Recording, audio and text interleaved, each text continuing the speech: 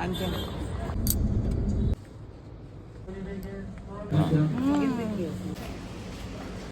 Me video on ना करे बस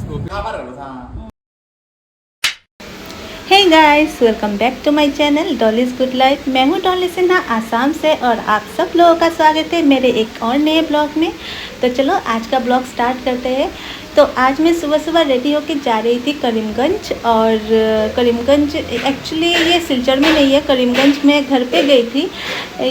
ये ब्लॉग ना कुछ दिन पहले का है, जब मेरे हस्बैंड छुट्टी पे आए हुए थे। अभी मेरे हस्बैंड चले गए हैं। उस टाइम पे मैंने बहुत सारे ब्लॉग्स एक्चुअली मैंने शूट करके रखे हुए थे, लेकिन मतलब मैं क्या बताऊँ, मुझे बिल्कुल भी टाइम नहीं मिल रहा था कि मैं सारे ब्लॉग्स को एडिट करूँ, उसको डबिंग करूँ, उसके बाद आप लोगों के साथ शेयर करूँ। तो मैं बिल्कुल मतलब फ्री नहीं हो पा रही थी, क्योंकि कभी यहाँ कभी वहाँ, कभी घर जाना, कभी बाहर जाना, इन सब चीज़ों में और बच्चे का स्कूल सुबह सुबह उठना, मतलब बहुत मैसअप हो गया था सारा। मतलब मैं बिल्कुल फ्री नहीं थी। तो फाइनली अभी वो छुट्टी चले गए हैं, तो मैं थोड़ा सा फ्री होना मैं थोड़ी सी फ्री होना शुरू हो गई हूँ अभी।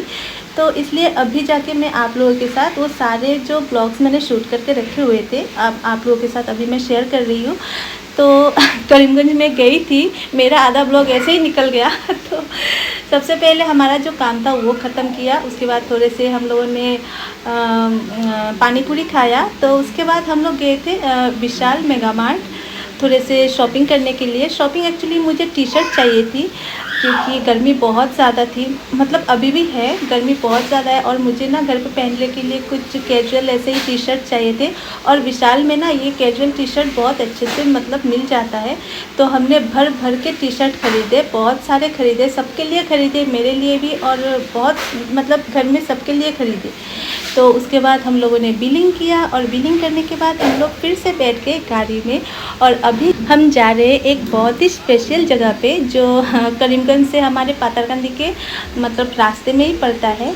और वो स्पेशल जगह मैं अभी आप लोगों को बताऊंगी। तो सबसे पहले ये वाला सीन देखो। मैं एक्चुअली एक रील बनाने के लिए ये मतलब बस हाथों को पकड़ने का एक वीडियो शॉट ले रही हूँ। पहला वाला इतना अच्छा नहीं बना था, इसलिए मैंने दूसरी बार लिया। तो उसके बाद ट्रैफिक भी बहुत था। फिर हम लोग जाके पहुंच गए इस स्पेशल जगह पे, जिसके बारे में मैंने बात की थी, राजस्थानी होटल और ढाबा। एक्चुअली राजस्थानी ढाबा ये ना बहुत पहले से है, मैं बहुत दिनों के बाद गई हूँ इधर। जाके ना मुझे मेरी बचपन की यादें याद आ गई। तो ये बहुत पुराना ढाबा है। तो इस ढाबे पे ना मेरी शादी से पहले हम सारे फ्रेंड्स मिलके ना यहाँ पे हम लोग पार्टी करने आते थे। पार्टी मतलब खाना खाने आते थे। उस टाइम पे ये पहला ढाबा था, अभी थोड़ा सा पुराना हो गया है, जहाँ पे कढ़ाई पनीर, शाही पनीर, तड़का, दाल तड़का वगैरह मिलता था। वो नॉर्मली हमारे दिलोचरा में बहुत कम मिलता था। वो खाने के लिए हमें उधर से यहाँ तक आना पड़ता था। तो जब भी हम सारे फ्रेंड्स मिलके कुछ प्लान करते थे कि चलो आज कहीं मतलब घूमने जाते हैं, कहीं पे खाना खाने जाते हैं, तो हम लोग ज़्यादातर यहीं पे आते हैं, क्योंकि ये ज़्यादा दूर भी नहीं था, ज़्यादा पास भी नहीं था। यहाँ तक आने का मतलब परमिशन हमें मिल जाता था। ऐसा नहीं है कि हम सारे गर्ल्स ही आते थे, हमारे साथ हमारा एक भाई भी आता था।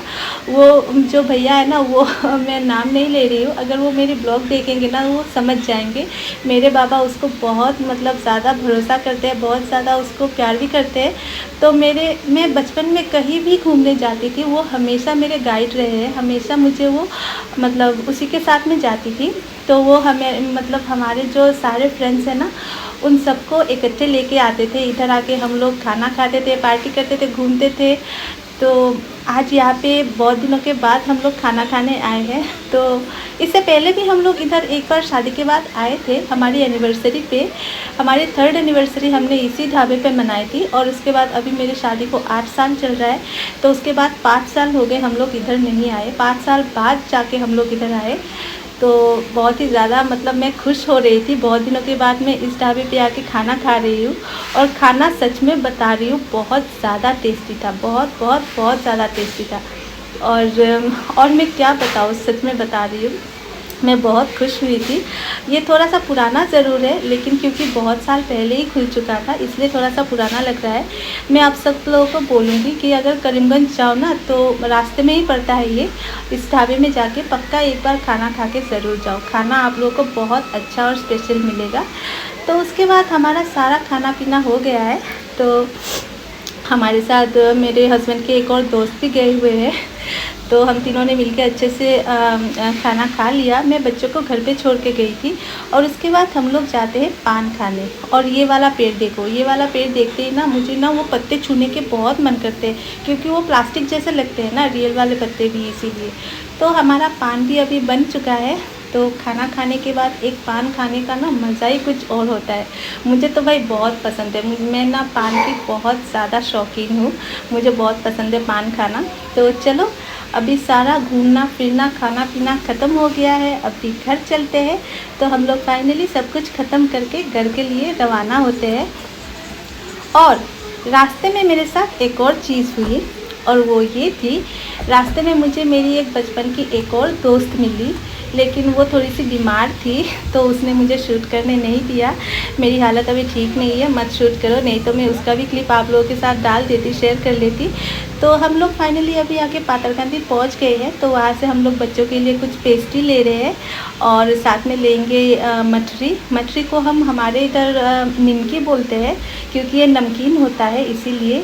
तो उसके बाद हम लोग फाइनली आ जाते हैं घर। और घर आने के बाद ये देखो मेरे छोटे बेटे को, मैं गई थी, उसने मुझे नहीं पकड़ा, सीधा जाके अपने पापा की गोदी में चढ़ गया।